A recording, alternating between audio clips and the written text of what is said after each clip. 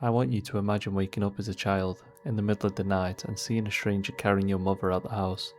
Not running, not panicking, just calmly carrying her down the stairs. And when you ask what he's doing, he looks at you and says, "Go back to sleep.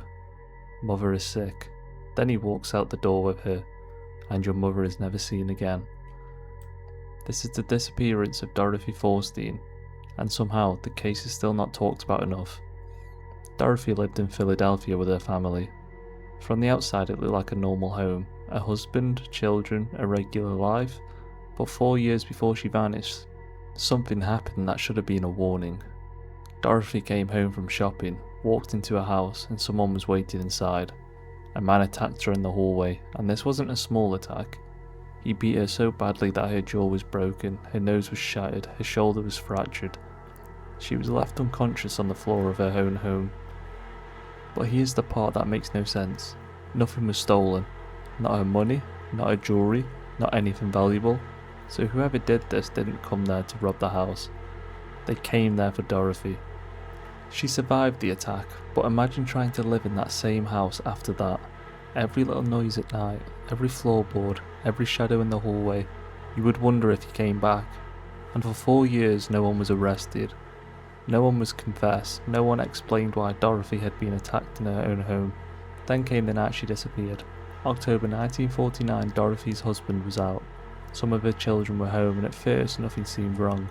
No loud fight, no broken window, no neighbours hearing screams, just a quiet house at night. Then Dorothy was gone, but her purse was still there, her keys were still there, her things were still inside the house. That matters, because people don't usually disappear in the middle of the night and say nothing or take a set of keys. Then Dorothy's young stepdaughter told the family what she had seen. She said he woke up during the night and saw a strange man in the house. He went into Dorothy's room, then he came back out carrying Dorothy over his shoulder. Dorothy wasn't moving. The little girl asked what he was doing, and the man didn't panic. That's what chills me the most. He didn't run, he didn't hide, and he didn't try and silence her. He calmly told the child witness, "Go back to sleep, mother is sick." Then he carried Dorothy down the stairs, left the house and disappeared into the night. Police searched for her, they checked hospitals, they checked morgues, they questioned people, but Dorothy was gone. No body, no ransom, no confirmed sighting, no answer, and the more you think about it, the worse it gets. How did he get into the house? How did he carry her out without being stopped? Why was there no obvious struggle? And was this the same man who had nearly killed her 4 years earlier? Because that's the part that makes this case feel so personal. It doesn't feel random, it feels like someone came back. Someone who had already hurt Dorothy once, someone who waited years, someone who knew the house, and someone who knew when she would be vulnerable, and then finish what they started. But no one was ever caught, Dorothy was never found, and her family was left with one final image, a stranger carrying her out the house, while telling a little girl to go back to sleep.